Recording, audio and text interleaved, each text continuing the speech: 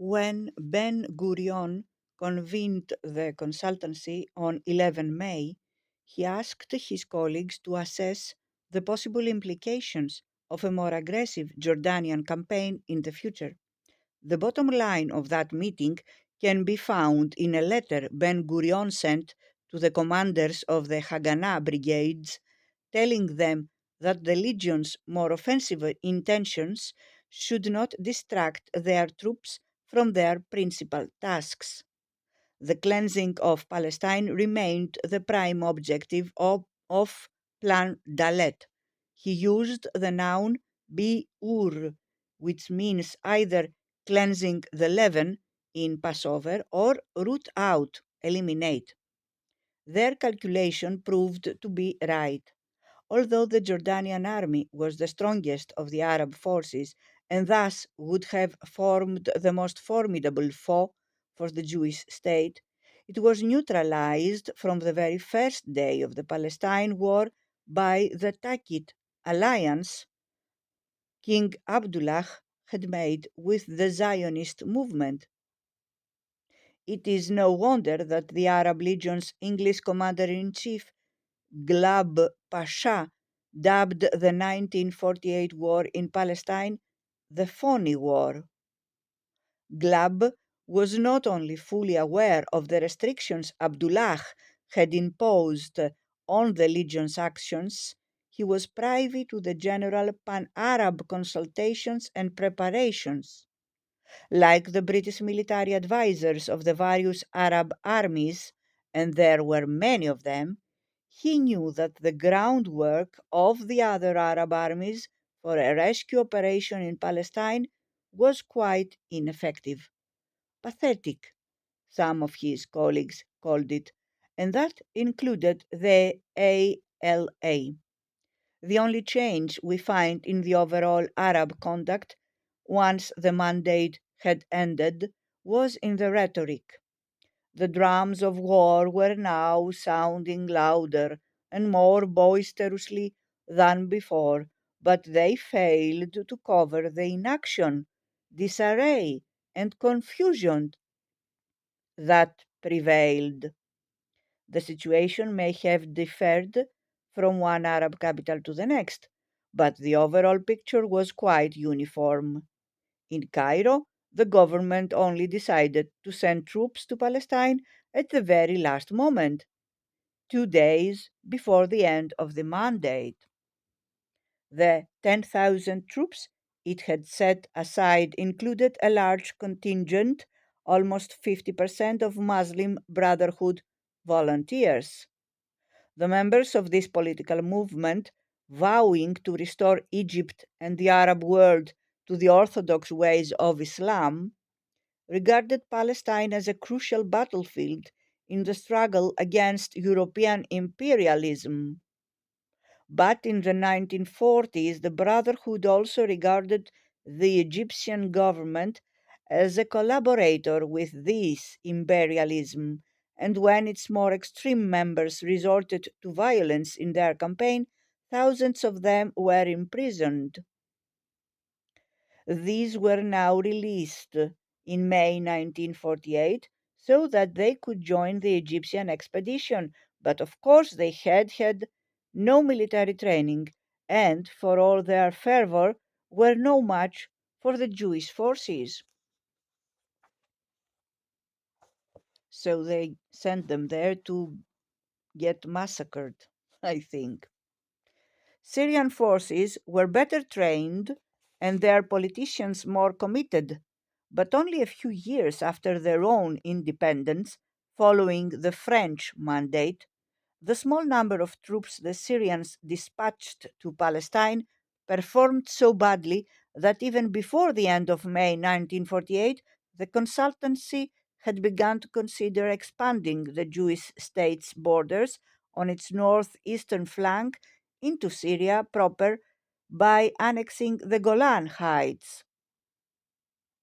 Even smaller and less committed were the Lebanese units, which for most of the war were happy to remain on their side of the border with Palestine, where they reluctantly tried to defend the adjacent villages.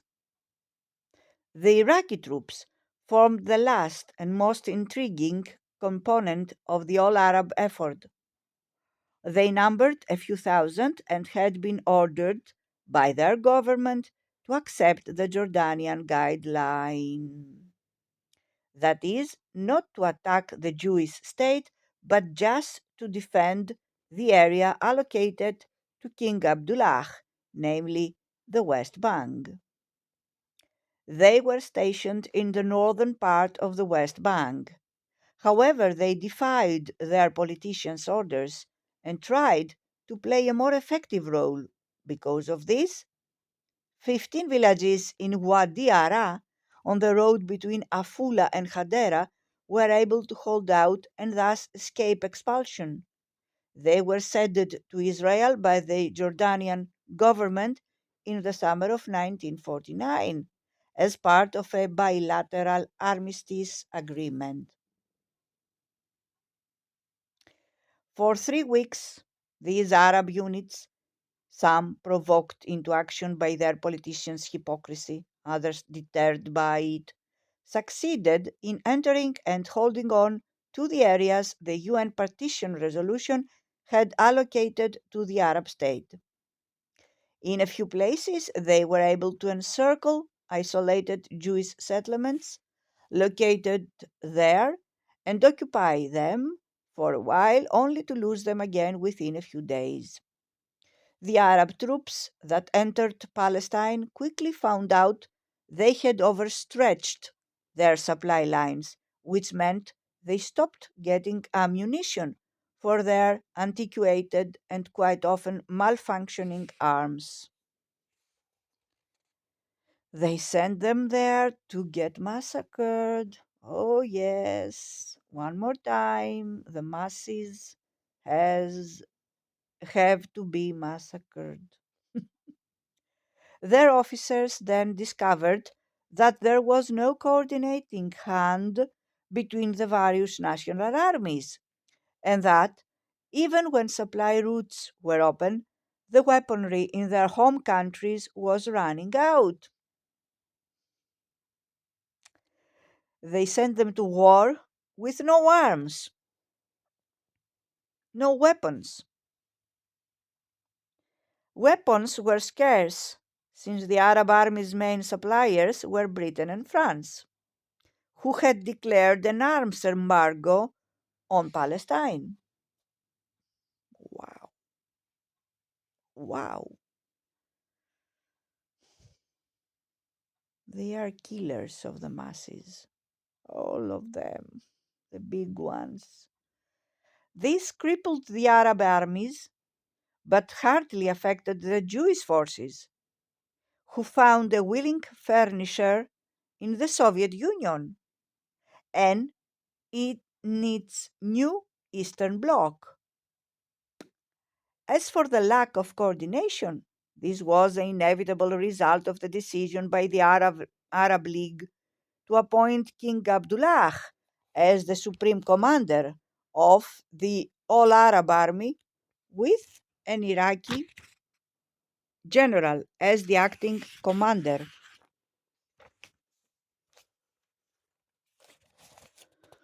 While the Jordanians never looked back at those days of May, June, and July of 1948, when they had done all they could to undermine the general Arab effort, the Iraqi revolutionary rulers who came to power in 1958 brought their generals to trial for their role in the catastrophe.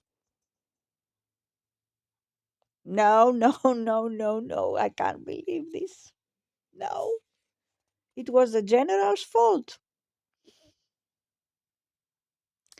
Still, there were enough Arab troops to engage the Jewish army in battle and provoke some courageous Jewish responses, especially around isolated Jewish communities in the heart of the UN designated Arab state or at the extreme outer ends of the country, where Ben Gurion had made a strategic decision to leave vulnerable Jewish outposts to fend for themselves when Arab units started entering Palestine on 15 May. Oh, they are killers, all of them. Wow. He left them alone. He left them alone to fend for themselves. Wow. His own people. Units of the Syrian army marched along the Damascus Tiberias road that day and were engaged in battle around the four isolated settlements there: Mishamr Hayarden, Ayelet Hasahar, Haztor, and Menachemiya.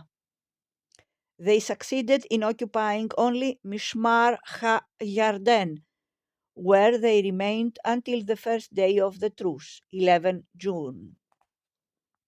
In the words of the Israeli intelligence, they showed no offensive spirit when they were later attacked and driven out of Palestine. Israeli historians later criticized Ben Gurion for having temporarily abandoned these settlements. From a purely military point of view, Ben Gurion was right, as none of them would ultimately remain in Arab hands anyway. And although the ethnic cleansing operation was obviously far more important and higher up on his agenda, he did care about the fate of these more remote spots. This also explains why most of the heroic stories that have fed the Israeli mythology and collective memory of the 1948 war have their origin in these first 3 weeks of hostilities.